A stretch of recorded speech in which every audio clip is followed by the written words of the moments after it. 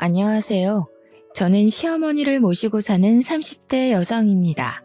시어머니를 모시고 산다고 하니 어머니와 며느리의 고부 갈등으로 인해 사연을 보냈을 것으로 생각하실 수도 있겠지만 저와 시어머니는 길거리를 같이 다니면 다들 저를 어머니의 며느리가 아니라 딸로 생각할 정도로 사이가 좋습니다.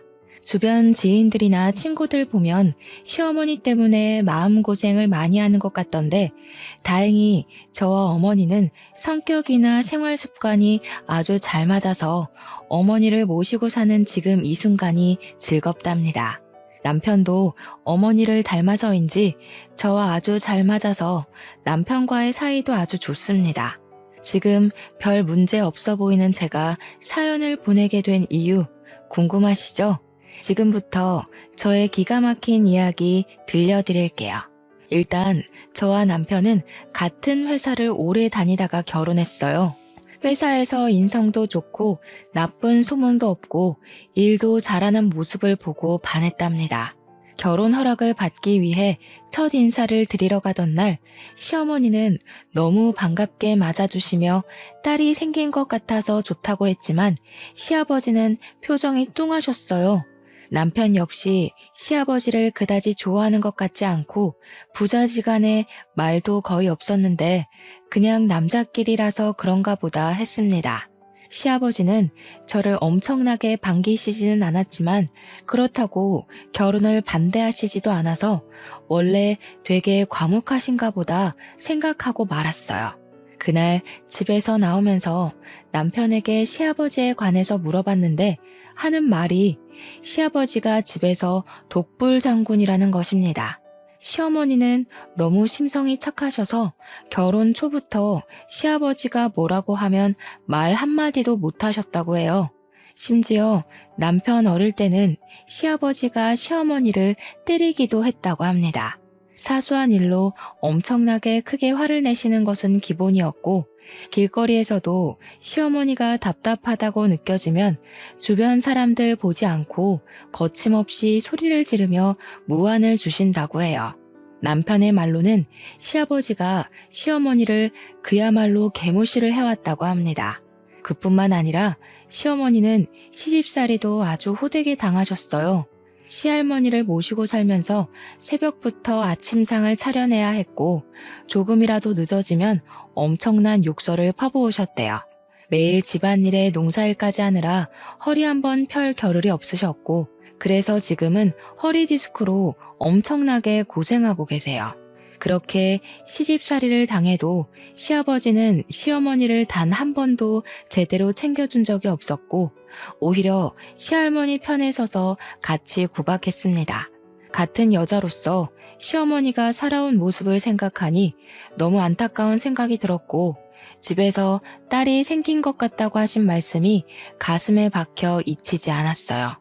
저는 그날 빨리 남편과 결혼해서 시어머니의 진짜 딸이 되고 싶다는 생각이 들었습니다. 상견례를 하는 날 시아버지는 여전히 표정이 뚱했지만 저를 대놓고 반대하시는 것도 아니었어요.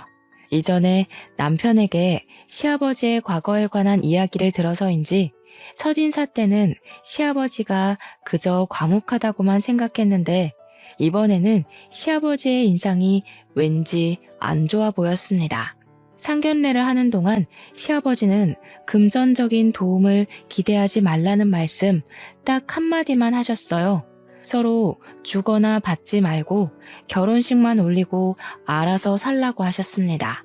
어차피 저도 남편도 부모님의 도움 없이 우리끼리 결혼하려고 했고 지금 제 이름으로 된 오피스텔이 있어서 거기서 신혼살림을 차리려고 했기에 아버지의 말씀에 불만은 없었어요.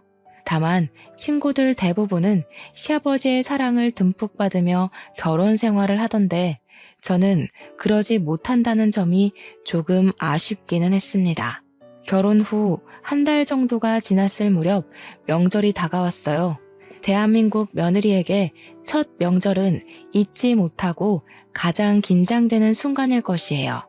저 역시 마찬가지였습니다.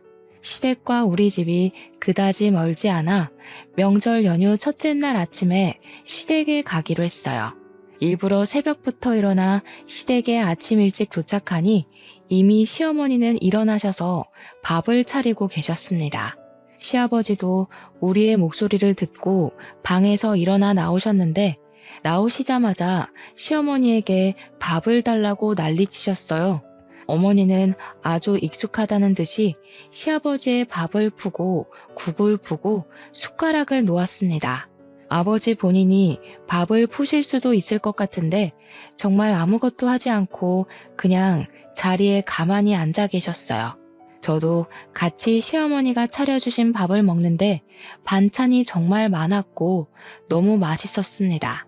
밥을 다 먹고 제가 설거지를 하려고 하니 시어머니가 평소에 일하느라 힘들 텐데 하지 말고 어서 쉬라고 하셨어요. 저는 밥 먹었으니 당연히 제가 한다고 했지만 절대 하지 말라고 하시더라고요. 결국 어머니가 밥도 차리시고 설거지까지 다 하셨는데 마음이 영 불편했습니다. 불편한 아침 식사 후 명절 음식을 준비하기 시작했어요. 어머니의 지휘에 따라 저와 남편은 전을 부치고 어머니는 이것저것 다른 음식들을 준비하시기 시작했습니다. 시아버지는 예상대로 거실 소파에서 TV를 보고 계셨어요. 그냥 보기만 하면 좋은데 중간중간에 시어머니께 물 가져다 달라, 과일 달라고 시키시고 시어머니는 시아버지의 말에 아무 말 없이 가져오라는 것들을 가져오고 계셨습니다. 지금 음식 준비 자체도 정말 바쁘실 텐데 시아버지의 잔심부름까지 하시는 어머니의 모습을 보니 참 힘들어 보이셨어요. 저도 도와드리려고 했지만 어머니가 괜히 나서지 말고 전 부치고 있으라고 하셔서 조용히 앉아 전만 부치고 있었네요. 그렇게 한참 뒤 누군가가 시댁의 문을 열어서 나가보니 앞집에 사시는 할머니셨습니다. 할머니는 전을 부쳤는데 넉넉히 부쳤다며 한번 먹어보라고 하시며 가져오셨어요. 시어머니는 부엌에서 음식을 하시다가 잠깐 화장실에 가신 상태였고 시아버지는 반갑게 인사를 하며 어서 들어오라고 하셨습니다. 시아버지가 앞집 할머니를 보시며 아주 환하게 웃으시는데 결혼하고 처음 보는 모습에 신기하기도 하고 저런 모습으로 어머니를 대하면 참 좋겠다는 생각을 하고 있었어요. 야, 뭘 그리 멀뚱히 서 있어? 손님이 오셨는데 빨리 손님 대접해야지. 시아버지가 정확히 저를 보며 저에게 야라고 하시는데 기분이 썩 좋지는 않았습니다. 물론 나이 어린 사람한테 야라고 부를 수는 있다지만 그래도 제 이름 이예빈도 있고 며느리라는 호칭도 있는데 야가 뭔가 싶었어요. 기분이 상했지만 어찌되었든 집에 온 손님이니까 부엌에 가서 커피를 끓이고 과일을 깎고 있었습니다. 시어머니가 화장실에서 나오셔서 앞집 할머니가 오신 사실을 알고는 부엌으로 달려오시더니 저에게 과일 준비를 하고 있었냐면서 고맙다고 하셨어요. 저 사람이 화장실 다녀오느라 손님이 왔는지 모르고 이래서 나이 먹으면 아무짝에도 쓸모가 없다니까. 집에 여자가 둘이나 있는데 빨리빨리 과일 안 내오고 뭐해? 둘 다 느려 터져서는. 아버지, 사과가 저절로 깎이는 것도 아니고 좀 기다리세요. 그리 급하시면 아버지가 직접 하시면 되잖아요. 직접 하시지도 않으시면서 항상 말은 청산유수죠. 그리고 엄마한테 말 좀 예쁘게 해요. 지금 며느리도 있고 손님도 계시는데 엄마한테 그렇게까지 말해야 하겠어요? 지금 사과 다 깎았어요. 아이고, 제가 많이 늦었네요. 얼른 사과 드세요. 태민이도 어서 먹어. 시어머니는 시아버지와 남편이 싸울 것으로 보이자 사과를 후다닥 깎아서 가져가셨습니다. 며느리인 저도 있고 앞집 할머니도 있는데 시어머니를 향한 시아버지의 다그침과 호통이 참 불편했어요. 그나마 남편 덕분에 이쯤에서 끝이 나서 다행이라는 생각이 들었습니다. 시아버지는 앞집 할머니에게는 정말 상냥했어요. 세상 무뚝뚝한 시아버지가 저런 모습이 다 있었나 싶을 정도였다니까요. 시어머니는 그런 시아버지를 하나도 신경 쓰지 않고 부엌에서 계속 일을 하고 계셨고, 그러다가 점심시간이 되었습니다. 시아버지는 앞집 할머니와 다정하게 이야기를 나누다가 밥 먹을 시간이라며 어서 밥을 차리라고 시어머니에게 독촉했어요. 시어머니는 묵묵히 식탁을 닦고 반찬거리를 꺼내고 수저를 놓고 계셨고, 저 역시 시어머니를 도와 상을 차리고 밥을 푸고 국을 데웠습니다. 상이 다 차려지자 시아버지와 앞집 할머니는 나란히 자리를 잡고 앉았고, 남편 역시 자리를 잡고 앉았는데 표정이 굳어 있었어요. 지금 상황을 보면 꼭 시아버지와 앞집 할머니가 부부 같았고, 시어머니는 죄송하지만 이 집에서 일하는 가정부 같았습니다. 앞집 할머니는 시아버지 옆에 딱 붙어 앉아서 어머니의 국이 짜고 반찬은 싱겁다고 하셨어요. 요새 저 사람이 늙더니 간을 영 못 맞춰. 그래도 젊을 때는 음식 솜씨 좋아서 데리고 있었는데 이제는 늙어서 음식도 못하고 이제 내다 버려야 할까봐. 아예 이참에 저 사람 버리고 나는 우리 앞집 할망구랑 새 살림 차릴까? 아버지, 제정신이세요? 무슨 말을 그딴 식으로 짓거려요? 그게 엄마 앞에서 할 소리예요? 야, 내가 농담도 못하냐? 어휴, 진짜 내 자식이지만 어쩜 저리 앞뒤가 꽉 막혔는지. 태민아, 그만해라. 아무리 그래도 밥상 앞에서 그렇게 어른에게 큰 소리 내는 것은 잘못된 거야. 엄마가 간을 못 맞춰서 그런 건데 뭘 그러니? 시어머니는 이 상황이 잘못된 것을 전혀 느끼지 못하시는 것처럼 보였습니다. 아니, 그냥 시아버지에 대한 일말의 기대도 없어 보였고 체념한 것 같았어요.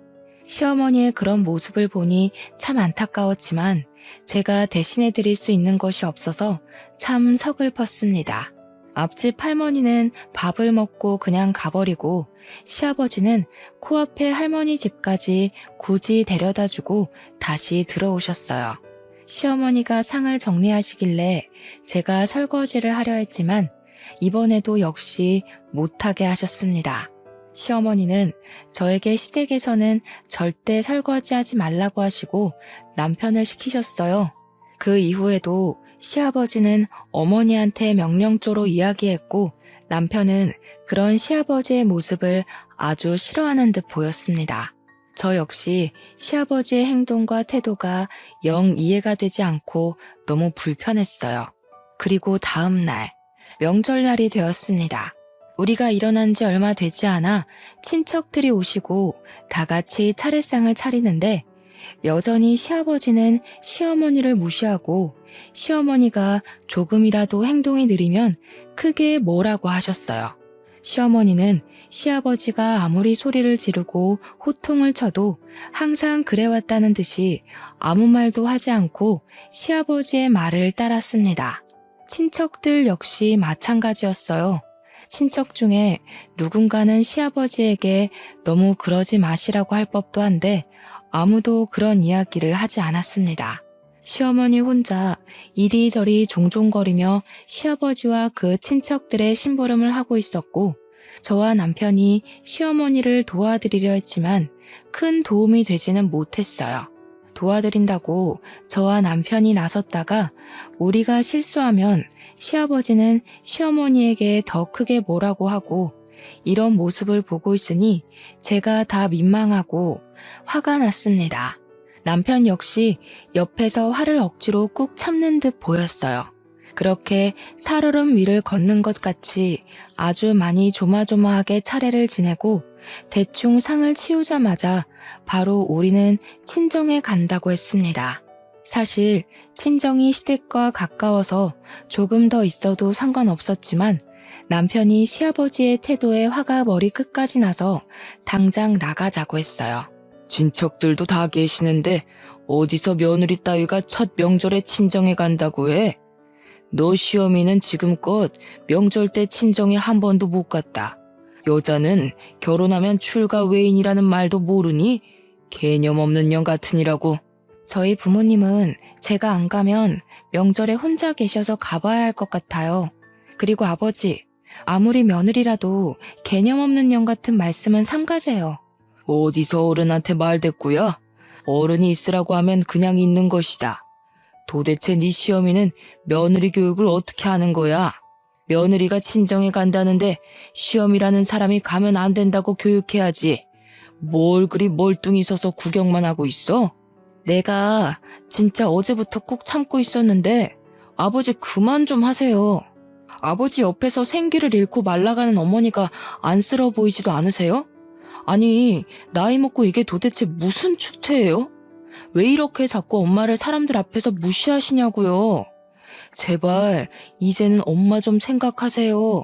그리고 이딴 식으로 하실 거면 안 사람한테 시아비 노릇하려고 하지 마세요. 내가 뭘 어쨌다고 그러냐? 남자는 하늘, 여자는 땅. 그런 말도 몰라? 너도 마찬가지야, 이 모저리 같은 놈아. 여자한테 휘둘려서 명절날 장인 장모한테 휙 가버리는 게 말이나 되는 소리냐? 지금 여기 친척들 다 계신 거 안 보여? 아버지 시대는 그렇게 살아왔을지 몰라도 우리 세대는 그렇지 않아요. 지금은 그러면 이혼당해요. 알겠어요? 아버지도 이제 정신 좀 차리고 사세요. 그리고 엄마, 우리 이렇게 먼저 가서 죄송합니다. 명절 끝나고 다시 올게요. 아니다. 사돈이 기다리시는데 당연히 가봐야지. 혜빈이 첫 명절인데 너무 고생했다. 어서 가보렴. 집구석 아주 잘 돌아간다. 하늘에서 조상님들이 보시면 얼마나 한탄하실고. 어휴, 멍청한 저 여편네가 자기를 닮을 멍청한 며느리를 들였구먼. 쯧쯧. 너 친정 가지 마. 가면 진짜 손모가지 부숴버린다. 시아버지는 제가 친정에 가지 못하도록 붙잡았지만 남편이 제 손을 붙잡고 시댁에서 나왔습니다. 저는 시댁에서 나오면서도 어머니가 걱정되었고 마음이 참 불편했어요. 남편은 제게 이런 모습 보여줘서 미안하다고 했지만 저는 남편도 너무 안쓰러워 보였습니다. 제가 본 시아버지의 모습은 그야말로 천상천하 유아독존의 아나무인이었어요. 그런 아버지에게 사랑하는 엄마가 당하는 모습을 보며 자라는 남편은 얼마나 힘들었을지 상상이 가지 않았습니다. 이런 말을 남편에게 하니 남편은 자신의 마음을 알아줘서 너무 고맙다고 했어요. 저는 남편에게 어머니의 진짜 딸이 되고 싶다고 했고 남편은 제 말에 눈물까지 글썽이더라고요. 항상 저에게는 최고의 남자였는데 그날만큼은 남편이 참 작아 보였고 꼭 안아주고 싶었습니다. 이렇게 긴장되었던 시댁에서의 첫 명절이 마무리되었어요. 명절이 지나고 나서 저는 종종 시부모님께 안부 전화를 드렸습니다. 시어머니는 회사 생활하느라 바쁠 텐데 굳이 안부 전화하지 않아도 된다며 무소식이 희소식이니 그저 너희끼리 잘 살라고 하셨어요. 반면에 시아버지는 일주일에 한 번씩 전화하는데도 왜 한 번밖에 전화하지 않냐고 매일 전화하라고 하셨습니다. 그리고 전화 끊기 전에 꼭 하시는 이야기가 여자는 바깥일 하면 안 된다며 빨리 회사 관두고 집에서 살림이나 하라고 하셨어요. 여자가 밖에 나돌면 집안이 망한다고 하면서요. 명절 때 시아버지의 성격이 보통이 아님을 봐서 그냥 그러려니 하고 남편은 시어머니와는 종종 연락하는 것 같았지만 시아버지와는 아예 연락하지 않고 지냈어요. 그렇게 2달 정도가 흘렀습니다. 저는 회사 업무 특성상 일주일에 2번 정도는 거래처 미팅을 해요. 그날도 역시 거래처와 미팅을 하고 회사로 복귀하는데 시아버지가 누군가와 함께 식당에서 밥을 먹고 계시더라고요. 친구와 식사를 하시나 하고 자세히 보니 시아버지 앞에 웬 여자가 앉아 있었어요. 한눈에 딱 보아도 시아버지보다 꽤 어려 보였는데 시아버지가 음식을 먹다가 입에 뭘 묻히자 그 여자는 손으로 직접 닦아주고 있었습니다. 직접 식당으로 들어가서 이게 무슨 상황인지 확인해보고 싶었지만 운전 중이었고 빨리 회사로 들어가야 하는 상황이라 일단 사진만 찍어두었어요. 그리고 그날 저녁 퇴근 후 남편에게 사진을 보여주며 혹시 이 여자가 누군지 아느냐고 물었습니다. 남편은 모르는 사람인데 왜 그러냐고 하길래 아까 회사로 복귀하면서 봤던 장면들을 남편에게 이야기했어요. 남편은 일단 무슨 상황인지 한번 알아보겠다고 했습니다. 며칠 후, 금요일이 되었어요. 그날은 저녁에 친구들과 모임이 있어서 퇴근 후 남편은 먼저 집으로 들어가고 저는 시내로 향했습니다. 친구들도 다들 회사원이라 퇴근하고 모이니 저녁 7시가 되었더라고요. 우리는 원래 자주 가던 고깃집으로 들어갔는데 그곳에 시아버지와 그때 본 여자가 있었어요. 나는 바로 시아버지에게로 가서 인사를 한 후 이분은 누구시냐고 물어보았습니다. 시부는 아주 당당하게 애인이라고 하는데 아무 거리낌 없이 이야기하셔서 순간 제가 잘못 들은 줄 알았어요. 그래서 다시 물었습니다. 젊은 게 귀가 먹었나? 애인이라고 애인. 애인 몰라? 진짜 애인이요? 어머니는 어쩌시고 애인이세요? 어머니도 이 사실 아세요? 알든 말든 내가 무슨 상관이야? 그리고 지금까지 그 고리타분하고 멍청한 여자랑 살면 됐지. 내 노후까지 그년이랑 같이 살아야 해? 저는 이 상황이 너무 당황스러운데요. 어떻게 아버지가 어머니한테 그러실 수가 있으세요? 저 사실 남편에게 과거에 아버지가 어머니한테 어떻게 하셨는지 다 들었어요. 그런 어머니를 어떻게 이렇게 배신하세요? 어머니의 마음은 생각해보지 않으셨어요? 너도 태민이를 닮아서 아주 앞뒤가 꽉 막혔구나. 얘야, 요새같이 급변하는 시대에는 말이다. 조강지처가 있어도 다른 여자를 볼 수도 있는 법이란다. 오피스 와이프인가 그런 말도 있잖아. 너도 그냥 이 사람 나의 오피스 와이프라고 생각해라. 너도 그 말 알지? 오피스 와이프. 시아버지는 아주 당당하게 자신이 불륜을 저지르고 있다고 말하고 시아버지 앞에 상간녀는 다리를 꼬고 팔짱을 끼고 제가 아주 마음에 안 든다는 표정으로 저를 위아래로 훑어보았습니다. 그리고 이 황당한 상황을 제 친구들이 다 보았어요. 친구들은 충격에 멍해져 있는 저를 끌고 다른 곳으로 가자고 했습니다. 왜? 고기 안 먹고 그냥 가려고? 그럼 우리 식사 다 마쳤는데 여기 계산 좀 하고 가. 너 내 며느리잖아. 며느리로서 밥 한 번 살 수도 있는 거 아니야? 제가 아버지와 상간녀가 식사하신 것을 왜 계산해야 하나요? 말도 안 되는 소리 하지 마시고 저한테 며느리라고 부르지도 마세요. 아시겠어요? 저년이 처음 해봤을 때도 싹수 없어 보이더니만 가면 갈수록 마음에 안 들어. 어디서 며느리 따위가 시아버지한테 말대꾸야? 너 한번 맞아볼래? 이렇게 사람이 많은 이곳에서 아버지가 저를 때리시면 어떻게 될까요? 그리고 아버지는 이 나이 먹고 어머니를 두고 바람을 피우는 것이 뭐가 좋은 일이라고 그렇게 당당하세요? 전 정말 아버지 하나부터 열까지 이해가 안 돼요. 단 하나도요. 저와 시아버지는 감정이 격해져 목소리가 커졌고 고깃집에서 있던 다른 테이블의 사람들도 대충 어떤 상황인지 알게 되었는지 웅성거리며 이상한 눈으로 아버지와 상간녀를 보았습니다. 시아버지는 그런 사람들에게 이상한 눈으로 보지 말라며 되레 큰 소리였고 상간녀는 얼굴을 가리고 고깃집을 황급히 나갔어요. 그 와중에 시아버지 계산을 안 하고 나가는 바람에 어쩔 수 없이 제가 시아버지와 상간녀가 먹은 것들을 계산했습니다. 저와 친구들은 다른 곳에서 식사하는데 정말 밥은 하나도 안 넘어가고 술만 마시고 싶었어요. 시어머니를 생각하니 그저 마음이 답답하고 같은 여자로서 너무 속상했습니다. 그동안 그렇게 시아버지한테 무시당하고만 살았는데 말년에는 시아버지에게 배신까지 당하게 되었잖아요. 제가 본 시어머니는 너무 좋으신 분이고 정말 며느리도 딸처럼 생각하시는 너무 좋으신 분이신데 그런 분이 이렇게 시아버지에게 당하시는 것이 너무 화가 나고 분했습니다. 그날 결혼 후 처음으로 술을 많이 마셨고 결국 저는 친구의 등에 업혀서 집으로 들어갔어요. 다음 날 환한 대낮에 잠에서 깼는데 머리가 정말 깨질 듯이 아팠습니다. 남편은 그런 저를 위해 해장국을 끓이며 도대체 무슨 술을 그리 많이 마셨냐고 뭐라고 했어요. 저는 남편에게 어제 제가 본 것들을 하나도 빠짐없이 다 이야기했습니다. 남편은 화가 머리끝까지 나서 시댁으로 당장 가려고 했고 저는 일단 진정하라고 말렸어요.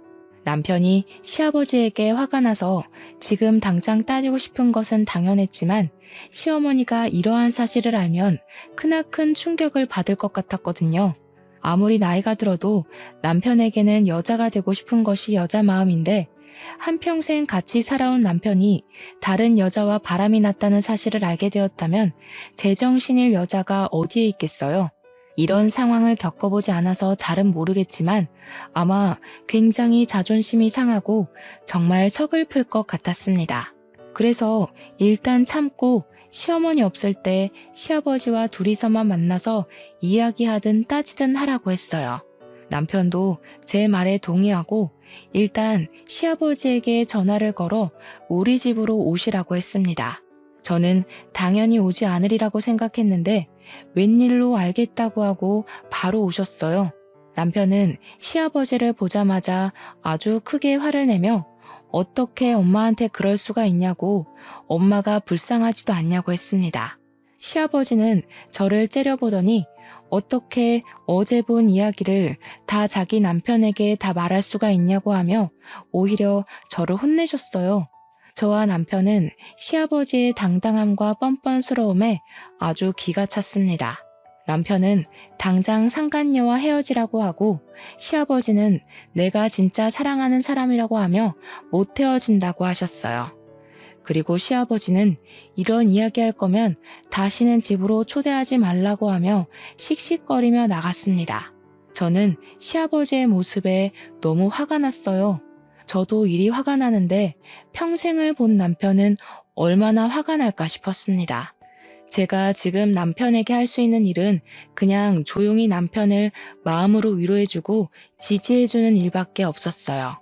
그날 후로 우리는 주말마다 시댁에 갔습니다. 마음 같아서는 매일 가서 시아버지의 폭언으로부터 시어머니를 보호하고 싶었지만 회사 때문에 그러지 못했고 대신 주말마다 가서 시어머니의 말벗이 되어드리고 시아버지가 시어머니에게 뭐라고 하면 우리가 막아드렸어요. 시어머니는 시아버지를 정말 사랑했습니다. 시아버지가 나갈 때마다 운전 조심하라고 신신당부를 하셨지만 시아버지는 그런 시어머니의 말을 엄청 귀찮게만 생각했어요. 그렇게 시어머니가 준비해준 옷을 입고 시어머니가 차려준 아침밥을 먹고 시아버지는 주말마다 한껏 꾸미고 나갔습니다. 아마 상간녀를 만나러 가는 것 같았어요. 솔직히 제 마음 같아서는 그 뒤를 쫓아가 당장 상간녀 머리털을 다 뽑아버리고 이 모든 사실을 시어머니께 말씀드리고 싶었습니다. 그래서 시아버지와 시어머니를 이혼시키고 어머니를 모시고 살고 싶었어요. 그러나 시아버지의 불륜 사실을 알게 되면 시어머니께서 큰 충격을 받으실 것 같아 말을 차마 할 수가 없었습니다. 그러던 어느 날 남편과 제가 함께 거래처 갔다가 복귀하는데 상간녀와 그녀의 아들로 보이는 사람이 길을 걷는 것을 보았어요. 그 아들은 근처 중학교 교복을 입고 있었는데 회사에서 친하게 지내는 동료의 아들과 같은 중학교였습니다. 저는 남편에게 저 사람이 그때 시아버지와 같이 있던 여자라고 이야기했어요. 남편은 일단 그 둘의 사진을 찍었고 차를 근처 주차장에 세운 뒤 그들의 뒤를 밟았습니다. 상간녀는 회사 근처의 오래된 빌라에서 살고 있었어요. 두 모자가 집으로 들어가려고 할 때 우리는 그들을 불러 세웠는데 상간녀 아들의 교복에는 이진호라는 명찰이 있었습니다. 상간녀는 처음에는 무슨 일이냐고 하다가 제 얼굴을 보고 소스라치게 놀라며 자기 아들에게 얼른 집으로 들어가라고 했어요. 남편은 상간녀의 아들이 들어가자마자 우리 아버지랑 도대체 무슨 생각으로 만나고 있냐고 했습니다. 상간녀는 저번에 고깃집에서 만날 때는 다리 꼬고 팔짱 끼고 아주 거만한 자세로 있더니 이번에는 자기 아들이 있어서 그런지 쩔쩔매는 모습이었어요.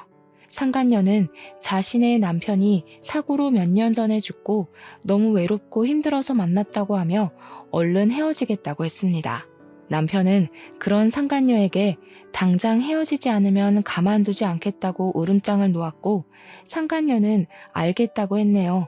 그리고 회사로 복귀한 후 회사 동료에게 사진을 보여주며 아들에게 이진호라는 친구를 아느냐고 물어봐 달라고 했어요.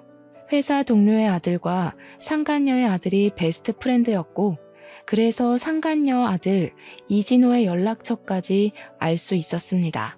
나중에 혹시 모를 상황에 대비하여 진호군의 전화번호도 저장해놨어요. 그 뒤로도 우리는 주말마다 시댁에 갔는데 시아버지는 거의 집에 있었습니다. 저와 남편은 시아버지와 상간녀가 당연히 헤어졌을 것으로 생각했어요. 그렇게 몇 달이 흘러 아버지의 생신날이 다가왔습니다. 그때가 아버지 칠순이라 좋은 한정식 집을 예약해서 가족끼리 생신 파티를 계획했어요. 솔직히 남편과 저는 그냥 조용히 집에서 미역국이나 끓여 먹고 싶었지만 시어머니가 그래도 아버지 칠순인데 아무것도 안 하면 동네 사람들이 손가락질한다고 해서 어쩔 수 없이 했습니다. 한정식 집에 부모님과 우리 부부 이렇게 4명으로 예약을 하려고 하니 시아버지가 본인이 직접 예약을 한다고 하며 저에게 절대 식당 예약 전화를 하지 말라고 했어요. 저는 시아버지가 특별히 드시고 싶은 음식이 있나 보다 생각해서 알겠다고 했습니다. 생신 당일, 저와 남편이 먼저 식당에 도착해서 아버지 이름으로 예약했다고 하니 식당 직원분이 5분으로 예약한 것 맞으시냐고 물었어요. 제가 우리는 성인 4명인데 왜 5명이냐고 잘못하신 것 아니냐고 했더니 분명히 5분으로 적혀 있다고 하며 확인해 보겠다고 했습니다. 그러면서 직원분이 일단 예약된 룸으로 들어가라고 안내해 주셔서 저와 남편이 먼저 예약된 룸으로 들어가고 잠시 뒤에 시부모님이 오셨어요. 저는 시아버지에게 4명인데 왜 5명으로 예약하셨냐고 물었습니다. 시아버지는 이 자리에 같이 하고 싶은 사람이 있어서 일부러 5명으로 예약했다고 하셨고 잠시 뒤 룸의 문이 열렸어요. 그리고 제 눈앞에 나타난 사람을 보고 저는 기겁을 했습니다. 그 사람은 바로 시아버지의 상간녀였습니다. 상간녀가 한껏 치장하고 시어머니와 우리 앞에 나타난 거예요. 남편은 화가 잔뜩 난 얼굴로 도대체 당신이 여기를 왜 왔냐고 했습니다. 내 애인에게 네가 뭐니 네가. 이제 이 사람이 너희들의 어머니가 될 것이니 잘 모시고 살아라. 까불면 가만 안 둔다. 아버지, 지금 제정신이세요? 어떻게 이 사람을 이 자리에 들일 수가 있어요? 어머니의 마음은 생각해보지 않으셨어요? 평생토록 어머니를 못 살게 굴더니 이제는 바람이세요. 제발 좀 엄마 좀 생각해 주세요. 그리고 당신은 제정신이야? 여기가 어디라고 함부로 기어들어와. 내가 그때 헤어지라고 했잖아. 헤어지려고 했는데 우리 오빠가 나 없으면 못 살고 죽는다고 붙잡는데 어째? 답답한 여편네랑 살기 힘들다나 뭐라나. 그래서 어쩔 수 없이 다시 만났어. 저 여자가 과연 아버지를 정말 사랑해서 만나는 것 같아요? 저 여자 아버지의 돈 바라고 사귀는 거예요. 솔직히 나이도 어린 사람이 늙어 빠진 아버지 같은 분을 왜 만나요? 안 그래요? 그래도 상관없어. 늙어 빠진 네 엄마보다는 이 사람이 나에게 더 힘이 되니 그것만으로도 나는 아주 좋아. 내가 진짜 사랑하는 사람은 이 사람이고 내 땅이며 내 집, 대대로 물려내려온 내 유산까지 다 이 사람에게 줄 거야. 나는 이 사람 없으면 못 살아. 상간녀에게 자신의 유산과 땅을 다 물려줄 거라는 말에 남편은 시아버지에게 소리를 지르고 있고 시어머니는 자리에 앉아 그저 눈물만 흘리며 내가 못나서 그러니 진정하라고만 하셨습니다. 저는 시어머니의 그런 모습을 보니 너무 답답해서 화가 났어요. 지금까지 두 분의 모습을 보았을 때 시어머니는 시아버지에게 평생을 가스라이팅 당한 것 같았습니다. 작은 일에도 닥달하고 호통만 치는 시아버지에게 기가 푹 죽어서 한마디도 못하고 평생을 살아가셨을 모습을 생각하니 답답하고, 이렇게 시아버지가 큰 잘못을 저지르고 있음에도 시어머니는 아무 말도 못하시는 모습을 보니 화가 났어요. 지금까지 두 분의 모습을 보았을 때 시어머니는 시아버지에게 평생을 가스라이팅 당한 것 같았습니다. 작은 일에도 닥달하고 호통만 치는 시아버지에게 기가 푹 죽어서 한마디도 못하고 평생을 살아가셨을 모습을 생각하니 답답하고, 이렇게 시아버지가 큰 잘못을 저지르고 있음에도 시어머니는 아무 말도 못하시는 모습을 보니 화가 났어요. 시어머니는 시아버지에게 평생토록 헌신했는데 시아버지는 그런 시어머니를 헌신짝처럼 대하고 있었습니다. 시어머니의 눈물을 보면서 시아버지와 상간녀를 가만두면 안 되겠다고 생각했어요. 저는 분노의 눈이 뒤집혀서 상간녀의 머리채를 잡았습니다. 상간녀는 저에게 욕을 하며 주먹질을 해댔지만 절대 그 머리카락을 놓치지 않았어요. 그런 모습을 본 남편은 저번에 길거리에서 찍었던 아들의 사진을 보여주며 당장 아들에게 이 사실을 말하겠다고 했습니다. 그리고 저번에 저장해뒀던 상간녀 아들의 번호를 불러주며 당장 전화하겠다고 협박했어요. 그렇게 시아버지 옆에서 기고만장했던 상간녀는 아들의 번호를 우리가 알고 있다는 걸 알자 우리 앞에서 무릎을 꿇으며 아들은 이 사실을 모르게 해달라고 했습니다. 시아버지는 그렇게 사랑한다던 상간녀가 저에게 머리채가 잡히고 남편에게 협박을 당할 동안 아무런 말이나 행동을 하지 않고 그저 구석에서 떨고만 있었어요. 그만 좀 해라. 그만. 내가 이렇게 말리 마. 제발 내가 사랑하는 사람 괴롭히지 마. 나도 이렇게까지 하기는 싫었다. 사실 너희 엄마랑 나 서로 사랑해서 결혼한 사이도 아니었고 부모끼리 정한 약속으로 어쩔 수 없이 정략 결혼한 거야. 그렇게 평생 사랑이라는 감정을 모르고 살아왔다가 내 나이 70살이 돼서야 진짜 사랑하는 이 사람을 만났어. 그러니 제발 이 사람 그만 괴롭히거라. 그럼 평생을 다해 아버지를 모신 엄마는요? 엄마의 인생은 어떻게 책임지실 거예요? 그렇게 엄마가 싫었으면 차라리 애초에 이혼하시던가 아니면 그렇게 힘들게 괴롭히지나 말든가요. 나는 그렇게 하면 너희 엄마가 나를 떠날 줄 알았어. 그런데 내가 아무리 싫은 소리를 하고 욕을 하고 심지어 때리기까지 해도 내 옆에 계속 있더구나. 아무튼 내가 미안하다. 정말 미안해. 아버지가 어머니의 인생을 망치셨으니 이제라도 어머니께 보상해주세요. 어머니와 이혼하시고 아버지 앞으로 있는 땅과 재산들 그리고 주택까지 전부 다 어머니 앞으로 넘기세요. 만약에 안 하시면 저희 당장 상간녀 소송에 이혼 소송할 겁니다. 그럼 위자료가 적지 않게 나올 건데 괜찮으시겠어요? 소송? 안 돼. 그건 안 돼. 소송 걸리면 우리 아들도 알게 되잖아. 절대 안 돼. 오빠, 그냥 이혼하고 땅이며 주택이며 재산들 다들 저 사람에게 넘겨줘요. 부탁해요. 상간녀의 말에 시아버지는 알겠다고 하며 다 넘기겠다고 했습니다. 저는 혹시라도 나중에 말이 바뀔 수도 있을 것 같아서 직원에게 종이를 가져오라고 하고 그 자리에서 다 넘기겠다는 각서를 썼어요. 각서를 다 쓰고 조금 잠잠해지니 그제야 음식이 나오기 시작했습니다. 직원분은 심각한 이야기 중이신 것 같아서 음식을 드리지 못했다며 늦어서 죄송하다고 했어요. 저와 남편 그리고 시어머니는 시아버지와 상간녀에게 둘이서 오붓하게 데이트 즐기라고 하고 그 자리에서 나왔습니다. 그리고 바로 시댁으로 가서 시어머니의 짐을 챙겨서 우리 집으로 모시고 왔어요.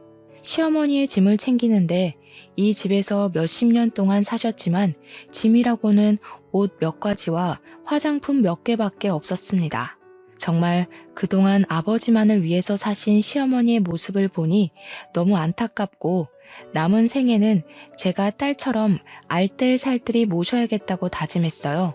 이렇게 저는 어머니를 모시고 살게 되었습니다. 다음 날부터 시아버지의 땅과 주택, 재산을 다 어머니 앞으로 넘겼어요. 일단 어머니의 명의로 된 주택을 먼저 팔아버렸습니다.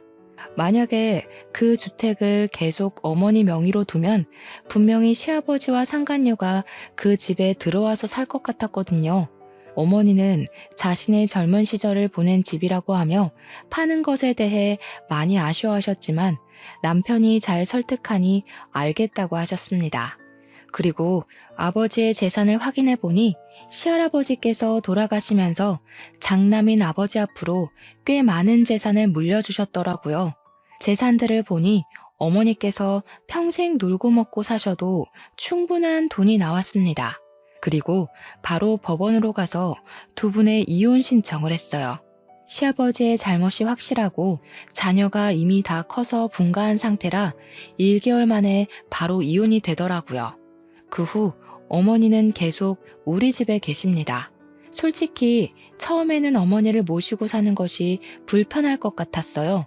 그런데 제발 좀 그냥 계시고 쉬시라고 해도 어머니께서 우리의 밥을 책임져 주시고 청소까지 해주시고 계십니다. 솔직히 이제는 시어머니가 아니라 그냥 엄마같이 편하네요. 어머니 본인은 한평생 일만 하고 사셔서 일을 안 하면 우울증 걸린다고 하시며 이것저것 챙겨주시는데 그저 감사할 따름입니다. 우리는 그런 어머니를 모시고 주말에는 같이 영화도 보러 가고 동물원도 가고 바다도 함께 다니고 있어요. 어머니는 그런 곳에 결혼 후 한 번도 가보신 적이 없다며 소녀처럼 좋아하십니다. 어머니가 좋아하시는 모습을 보면 다행이다 싶으면서도 한평생 고생만 하시고 사신 것 같아 안타까워요. 시아버지는 이혼하고 살던 집도 빼앗겨서 상간녀가 사는 집 근처의 모텔방에서 지내고 있습니다. 그러던 어느 날이었어요. 우리가 평소처럼 회사에 출근했는데 회사 동료가 웬 동영상을 보여주며 이게 사실이냐고 하더라고요. 보니까 예전에 고깃집에서 제가 시아버지와 상간녀를 보고 따지던 영상이었습니다. 다행히 저의 얼굴은 나오지 않고 시아버지와 상간녀의 얼굴이 제대로 찍혀 있더라고요. 당시 고깃집에 있던 손님이 동영상을 찍었고 이 동영상이 여기저기 퍼지면서 회사 동료들까지 알게 되었습니다. 이 동영상으로 인해 상간녀와 시아버지는 불륜을 저지른 사람들로 동네에 소문이 나서 집에서 나오지도 못하고 다니고 어쩌다가 나오면 손가락질을 받고 있어요. 상간녀의 아들 역시 정상적인 학교 생활을 하지 못하고 결국 자퇴까지 하게 되었다고 합니다. 한창 예민할 상간녀의 아들에게는 피해주기 싫었는데 그 소식을 들으니 조금 안타까웠어요. 그 뒤로 동네에서 소문으로는 상간녀가 진짜로 시아버지를 사랑해서 만난 것이 아니라 혼자 아들을 키우는 것이 힘들어서 재산이 있는 시아버지를 깨어서 편하게 살아보려고 한 것인데 시아버지가 모든 재산을 다 빼앗기고 빈털터리가 되니 상간녀가 바로 시아버지를 버렸다고 합니다. 상간녀는 시아버지와 대판 싸우고 도망치듯이 밤에 이사를 가버리고 시아버지는 시어머니와도 이혼하고 상간녀에게도 버림받았어요. 최근에는 모텔비도 내지 못해서 모텔에서도 쫓겨나고 근처 노인정에서 노숙자처럼 살고 있다고 합니다. 친정 부모님 역시 이 모든 사실을 알게 되시고는 저와 남편에게 정말 잘했다고 하시며 앞으로 시어머니를 잘 모시고 살라고 하셨네요. 이렇게 평생토록 시어머니를 무시했던 시아버지는 말년에 거지꼴이 되었고 시아버지를 모시고 살던 시어머니는 이제 우리와 함께 편안한 말년을 보내고 계십니다. 어제는 시어머니가 저의 손을 잡으며 남편 복은 없어도 며느리 복은 있는가 보다고 하시며 요새는 이전과 다르게 잠도 푹 잘 자고 몸도 한결 좋아졌다며 너무 고맙다고 하셨어요. 저 역시 시어머니의 손을 꼭 잡고 저는 이렇게 좋은 시어머니를 만나서 복받은 사람이라고 했습니다. 어머니와 나는 손을 붙잡고 마주보다가 왠지 모르게 갑자기 울컥해서는 눈물을 흘렸어요. 그 모습을 본 남편은 왜 둘이 손을 붙잡고 울고 있냐고 했지만 남편 역시 눈에 눈물이 그렁그렁했습니다. 우리 셋은 손을 잡고 눈물을 흘리며 앞으로 남은 인생들 행복하게 살아보자고 다짐했네요. 시아버지와 시어머니를 보니 인과응보라는 사자성어가 생각납니다. 사실 그동안 나쁜 짓을 저지른 사람이 불행해지는 경우를 거의 본 적이 없는 것 같아서 정말 이 말이 맞을까 싶었는데 이번에 나쁜 짓을 저지르면 언젠가는 벌 받는다는 사실을 정말 크게 느꼈어요. 시아버지가 그렇게 천상천하 유아독존으로 시어머니를 무시하고 살았는데 말년에 노숙자가 될 줄은 상상이나 했겠습니까? 그리고 시어머니 역시 그동안 자신의 의견, 생각 하나 말하지 못하고 처참히 정신적으로 밟히며 살았는데 이렇게 시아버지의 소나기에서 벗어나 마음 편히 사실 줄은 누가 알았겠고요. 저는 이 일로 인과응보라는 말을 마음에 깊이 새기며 앞으로 좋은 일만 하며 살아야겠다고 생각했네요. 여기까지가 얼마 전에 제가 겪은 기가 막힌 이야기입니다. 앞으로는 평생 고생하신 시어머니를 극진히 모시며 빨리 손주도 보여드리고 아주 행복하게 살아보려고요. 저의 긴 이야기 들어주셔서 감사합니다.